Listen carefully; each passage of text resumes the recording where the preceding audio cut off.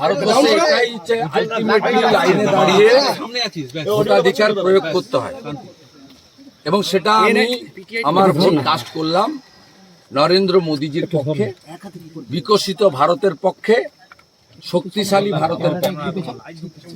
এবং নরেন্দ্র মোদীজি যাকে এখানে প্রার্থী করেছেন, যিনি অনেক চোরকে জেলে ঢুকিয়েছেন, জাস্টিস অভিজিৎ গাঙ্গুলি, তাকেই আমি আমার ভোট কাস্ট করেছি। এটাতে কোনো লুকানো দ্বিধাদ্বন্দ্ব নেই, আমি 200 মিটার বাইরে বলছি। Today is 140।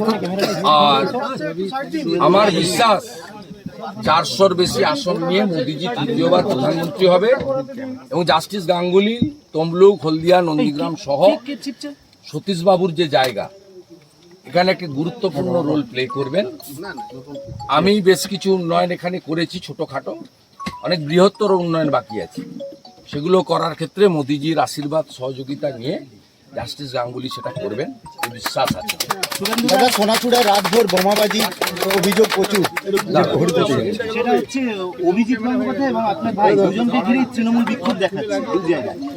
ওরা তৃণমূল না, এগুলো তৃণমূলই লুম্পেন। এটা আইপ্যাকের পরিকল্পনায় সাফ হয়ে গেছে, ঘাটালে হিরণকে আটকেছে, এখন পেটানি খাচ্ছে। আমরা সাফ করে দিয়েছি তৃণমূল কংগ্রেস। তৃণমূল কংগ্রেস 200-র বেশি জায়গায় এজেন্টই দিতে পারেনি, বলছে দিতে দেয়নি। নন্দীগ্রামের একাধিক গ্রাম পঞ্চায়েত, সোনাচূড়া, গোকুলনগর, হরিপুর, ভেকুটিয়া, একাধিক গ্রাম পঞ্চায়েত, এবারে এজেন্ট পর্যন্ত নেই। আর সবচেয়ে উল্লেখযোগ্য যেটা 21-এও আমার ভোটে পারিনি, মুসলিম বুথে, 63টা মুসলিম বুথে আমরা প্রায় সবগুলো, একটা দুটো হয়তো প্রবলেম আছে, সব জায়গায় মুসলিম ছেলেরা এজেন্ট হিসেবে বসেছে আব্বাস বেগের নেতৃত্বে। It's a very good signal. এবং আমরা নন্দীগ্রাম থেকে অভিজিৎ বাবুকে অনেক বেশি ভোটে মার্জিন দিতে পারবো। 2 নম্বর ব্লকে 18-20 হাজার লিড হবে। 1 নম্বরেও আমার বিশ্বাস 5 থেকে 10 হাজার লিড আমরা 5 থেকে 10 হাজার ভোটের লিড, মানে আমাদের 30 টার্গেট আছে। আমরা আশা করছি কাছাকাছি যেতে পারবো। সোনাচূড়াতেও তো ওদের এজেন্ট বসেনি, আর তৃণমূল বলছে ভোট দিতে দিচ্ছে না আমাদেরকে। ওদেরকে কানতে বলুন, ওদের বহু জায়গায় এজেন্ট, ময়নার বহু জায়গায় এজেন্ট, বহু জায়গায় এজেন্ট। শুধু সাংগঠনিক শক্তি নেই এবং লোক চোরেদের পক্ষে নেই। তো ভোট সরাসরি হচ্ছে, মোদিজিকে ভোট দেবো না চোরেদের ভোট দেবো। চোরেদের এনার্জি, ভাইপো ব্যানার্জি। চোরেদের পক্ষে কোনো লোক যেতে পারে না, হয়ে গেছে। বলছি সোনাচূড়ায় রাতভর কিন্তু বোমাবাজি, আতঙ্কে রয়েছে এখনো লোক সোনাচূড়ার ভিতরে। সেটা তো ওদের বোম ফাটানো কাজ করেছে। 4 তারিখে সন্ধ্যার পরে আমরা বোম ফাটাবো, মানে আনন্দে বোম ফাটাবো। দাদা, ভেকুটিয়া 29 নম্বর বুথে বিজেপি এজেন্টই বের করে দিয়েছে 65 ডেসিবেলের নিচে এবং বিধিসম্মত। দাদা, ভেকুটিয়া 29 নম্বর বুথে অ্যারেস্ট হবে না। সঞ্জয় আড়ি একটা দলিত ছেলে, মৃত্যুর সঙ্গে পাঞ্জা লড়ছে, তার মাকে খুন করেছে। এদের জেলে যাওয়ার ইচ্ছা হয়েছে। দেবব্রত মাইতির কেসে 18 মাস জেল খাটার পরেও লাজ লজ্জা কিচ্ছু নেই। আবার একজন সনাতনী হিন্দুকে, তফসিলি পরিবারের বৃদ্ধাকে খুন করেছে।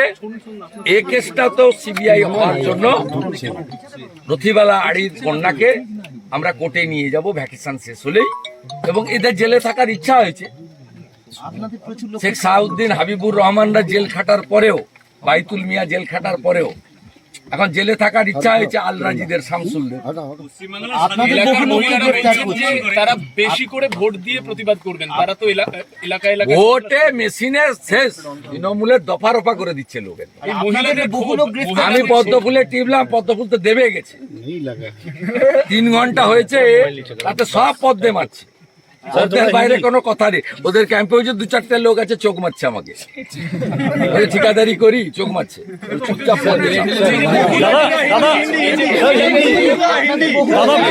ভেকুটিয়া 29 নম্বর বুথে বিজেপি এজেন্টকে মারধর করেছে। ও করে আমিরুল, লুম্পেন করে, এর দশাও ঠিক হবে। আমিরুল খুনের মামলার আসামি। সেদিন মনসা বাজারে খুনের সঙ্গে আমিরুল যুক্ত। 25 জনের মধ্যে এফআইআর নেমে অ্যাকিউজড। জেলে যাবে, জেলে যাওয়ার ইচ্ছা হয়েছে, জেলে যাবে। কনভিকশন হবে ওকে হিন্দি হিন্দি হিন্দি বাকিটা আমি এমএলএ অফিসে দেবো। আমি ওখানে তো থাকবো 2টো অবধি।